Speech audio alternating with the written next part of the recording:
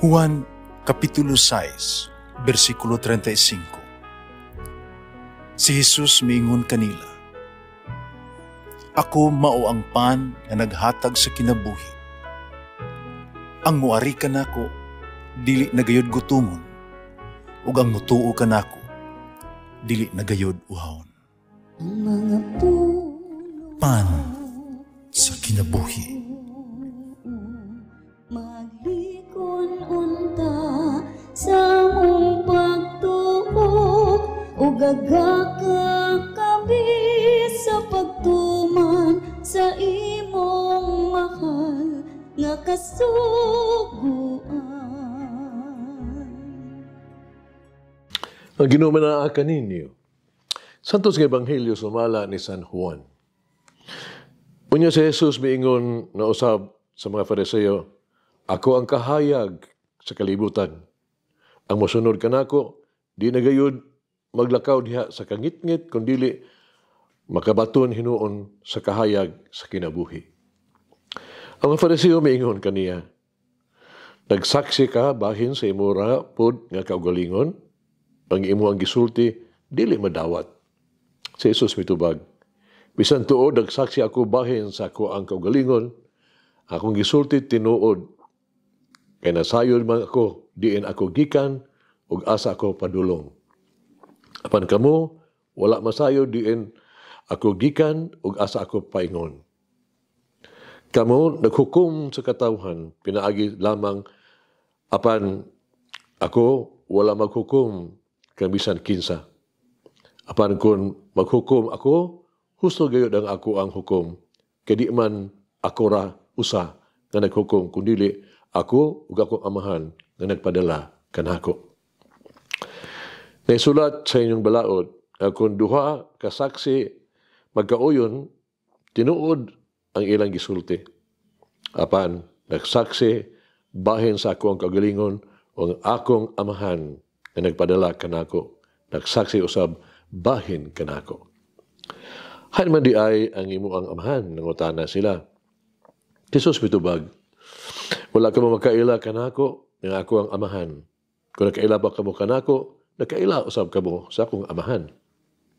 Gisulti ni Jesus kining tanan samtang nagtudlo siya sulod sa templo, dito sa lawak may butangan sa mga sulanan sa halad. Ug so wala may dakop kaniya, kaya wala pa man maabot ang iyang takna. Ang Ebanghelyo sa Ginoo. Pasalamati ang Ginoo, kay siya maayo, ang iyang gugma mulungtad, hangtod sa kahangturan. Pasalamati ang Diyos sa tanang mga Diyos, ang iyang gugma malungtaron.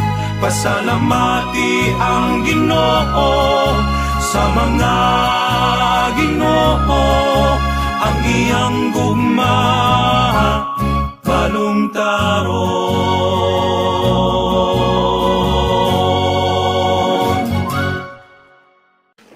Gamay sugilanon nga ato ang pamalandungan.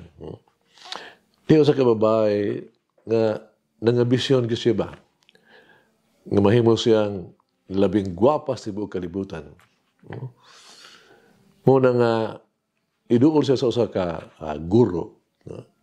Ito na kaalam ba? Napagitambag niya nga naghangyo kaniya ba? Nga tudluan siya sa maagi, haron mahimo siyang mutog the prettiest of them all, ang labing gwapas sa buong kalibutan. Ang guro, nga naminaw kaniya, nahibaw nga imposible ang iyong ipangayo. Pero iya lang yapon gitagaag, gitawag to higayunan ba?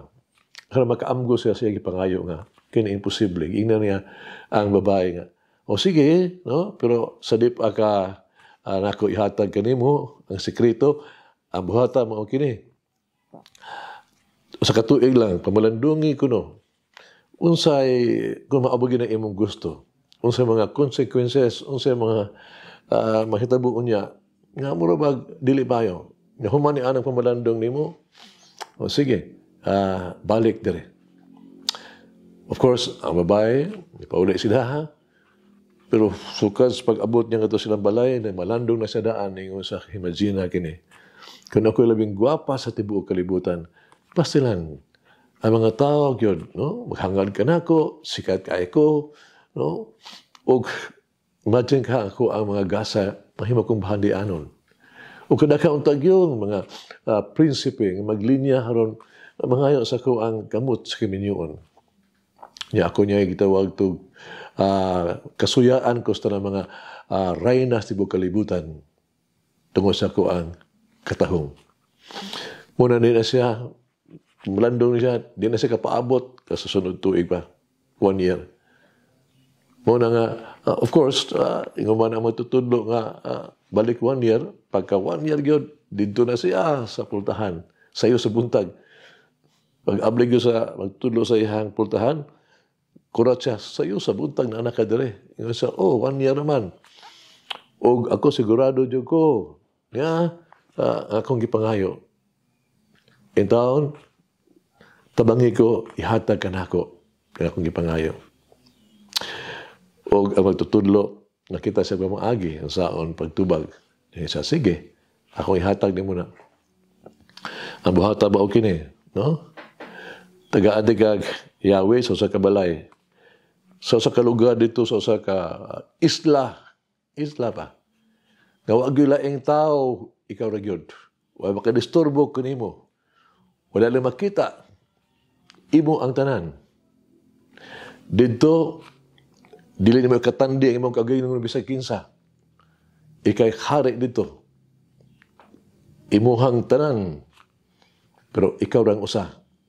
Kung mag-inusara. So, ikay labing gwapa, kay wa may makakumparar kanimo. Ikay biling dato, kay wa may say, ikumparar na kanimo. So, imo na ang tanan. Na ang tanan niya. Pero nag-inusara siya. Maigsoon sa Ebanghelyo karon. Magkita nato nga si Jesus ang kahayag. No? Pero ang kahayag nga mao si Jesus, imbes ingon na to, awa niya ni gamita arong itawag na to, itandi, no? Sa laeng kahayag. Ang kahayag niya, iyang gipadanag ngadto sa uban. No? Dili sama sa mga Pariseo, nga gitawag nato ang gikumpara nila ilang kaugalingon, gitandi ilang kaugalingon, no? Nga sa kahayag, na kinahanglan siya tando o ang komplemento sa mga tao. Pero kang Jesus, siya ang kahayag gikan sa iyang amahan, o kining kahayag, may atong ipanag-ambitan karon. Unta kita, dawat na Kristo nga maong kahayag, kaya siya anak sa Diyos, ang kahayag niya, may nagdanag na ito Diyos ng kangit-ngit, kiniunta, pag nakautas na daan sa kahayag, may mas ng kahayag alang sa uban, na si Kristo atong kahayag, atong ipadanag sa uban. Mag-ampo kita. Jesus din may maya ang adlaw sa Kwaresma. Pasalamat ako sa imo ang gasas pagkabanhaw. Saad sa pagkabanhaw. Isa aga kanamo og bag-ong kinabuhi. Ang imuhang pagkabanhaw, naghatag kanamo og paglaom taliwala sa pag-antos, no? Sa pagkasakit ng kalibutan. Salamat. Usab ko kanimo, no? Bag-ong kinabuhi diha ni Kristo, nga mong kahayag. Ikaw ang buhi, paglaom, lagi mong kinabuhi, naghatag og espiritu, gitubos mo ako, giluwas mo ako. Unta, ang kalusan diha medyo kanimo. Amen. Mama Mary, may never falter in crying to the Lord for mercy and protection from evil. Umalangin ang Diyos magagahom sa tanan, Amahan, Anak, Espiritu Santo. Amen. May the Lord of the divine mercy bless us all, heal us from all diseases and suffering. Ayun unta niya kita. Tanang mga sakit na to sa lawas. O sa kalag. Body and soul. In the name of the Father, the Son, and of the Holy Spirit. Jesus, I trust in you. Amen. Whoever eats the bread of life will never hunger, says the Lord. Kay galaan inyong nabati ang pagpaambit ug hamubong pamalandong sa pulong sa Dios pinaagi sa tulumanon pan sa kinabuhi nga gidumala ni Monsignor Daddy Silva. Hangtod na usab sa sunod higayon, daghang salamat. The bread of life will never hunger.